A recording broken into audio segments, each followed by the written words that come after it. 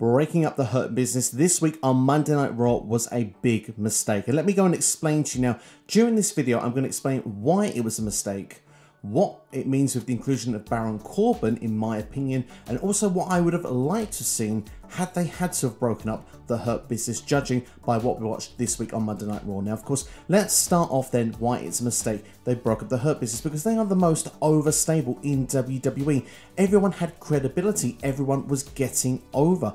Bobby Lashley had got himself popular to the point he was WWE Champion. Shelton Benjamin and Cedric Alexander were the Raw Tag Team Champions. If you look this time 12 months ago, where all these guys were, Bobby Lashley was stuck in a storyline with Lana that wasn't going anywhere. Cedric Alexander and Shelton Benjamin were part of the catering crew. They weren't even on TV until MVP came along, took these guys, made them into a top stable to the point they were a top draft pick in the WWE draft last year. This showed how far, how quickly the Hurt Business had come. But unfortunately, this week on Raw, we see the breakup, Lashley and MVP splitting from Cedric and Shelton Benjamin. Of course, those two haven't really been around Lashley and MVP as of late anyway, since Lashley became the champion. And of course, a couple of weeks on Raw, Cedric and Shelton lost the Raw Tag Team Championships because plans changed. Then this following week, they got themselves involved messily in Lashley's business, which he wasn't a fan of. They then went to go and clean it up, but instead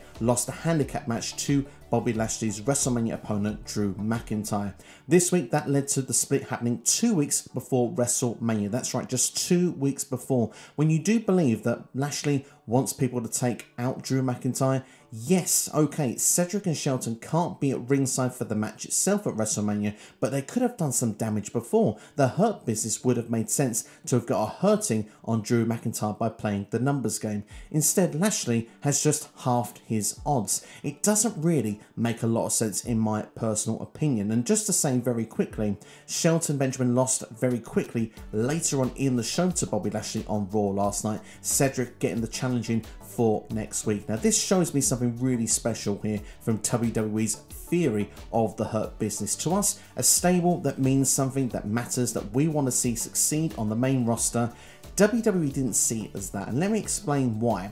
When certain factions break up, it becomes a big deal to where it leads to pay-per-view matches. You look at the Shield breaking up back in the day, 3 future WWE champions at the time, main eventers in the making. You look at Evolution, of course, when Batista was the last one to break away from Triple H, made a WrestleMania main event at WrestleMania 21.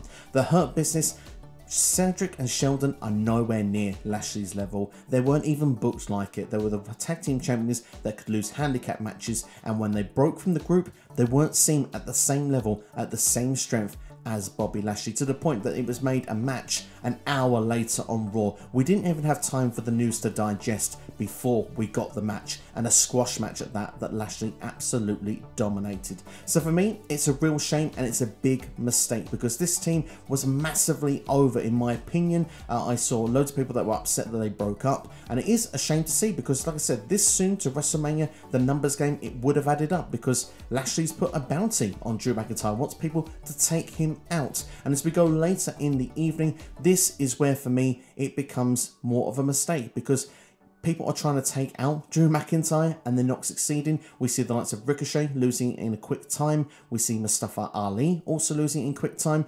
Good matches, let me tell you, but where did it necessarily get anyone? It doesn't do any favours here for Bobby Lashley, who had the numbers on his side. But instead, after the match, Drew McIntyre screaming how Lashley should get involved in the ring there and then, he was attacked by none other than Baron Corbin. Of course, a SmackDown superstar coming over to Raw.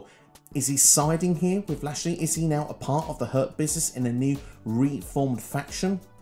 Perhaps I could have forgiven if a new reformed faction had have had different members. Perhaps, I mean, if you're going to take a theory here from this week of Raw, Samoa Joe wasn't on commentary.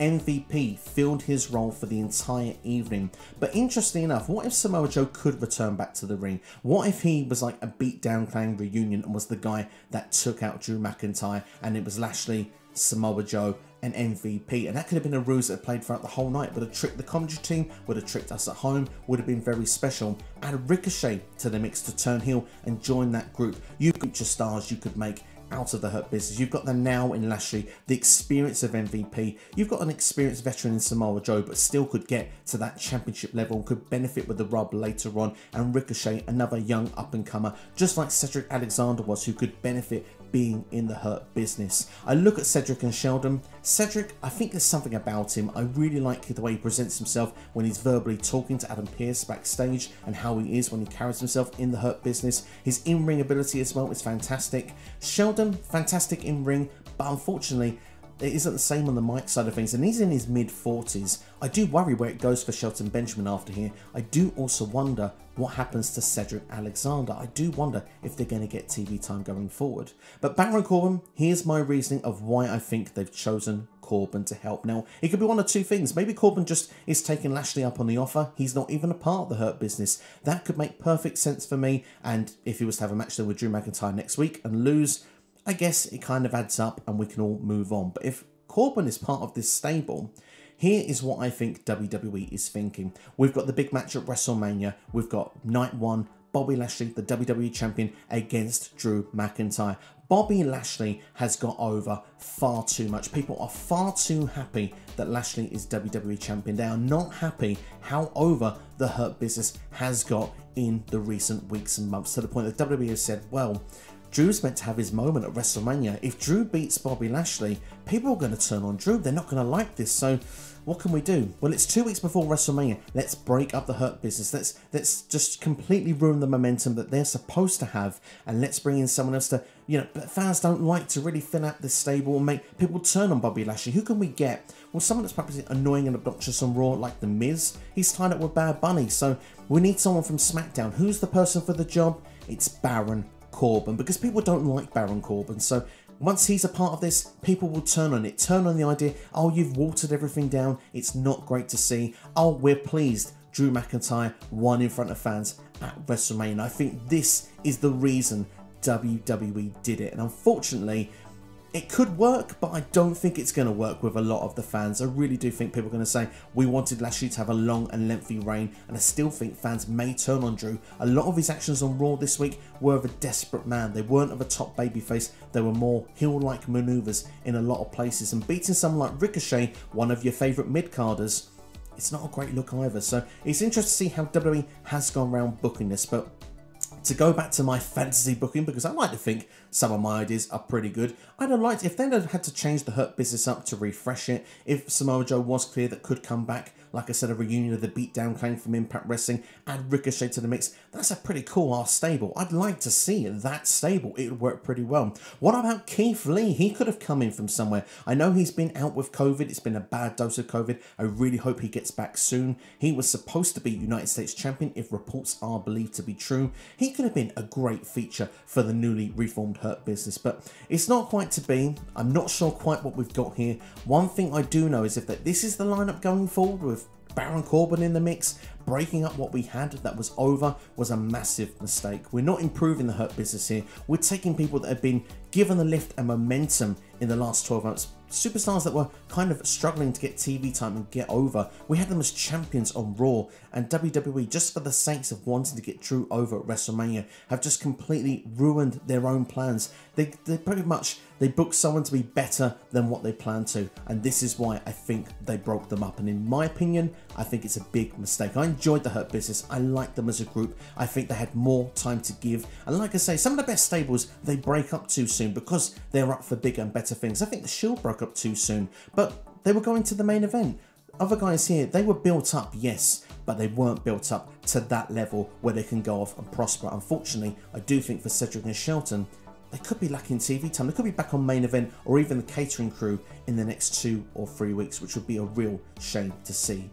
But there's my quick upload for you. Hope you've enjoyed it. That's why I think the Hurt Business being broken up is a big mistake. Let me know your thoughts in the comments below. If you think it's a mistake, what you think about the situation. Do you think I'm wrong? Let me know why in the comments below right now. More videos are available for you on the channel as well. Go and check them out right now. They'll be coming up on your screen as well. I'll be back for NXT TakeOver predictions as well. Stand and deliver on Thursday. Take care. Have yourselves a great day. You've been watching SCW here on YouTube on the road to 1,000 subscribers. Thank you for the support. Take care. Have yourselves a great day.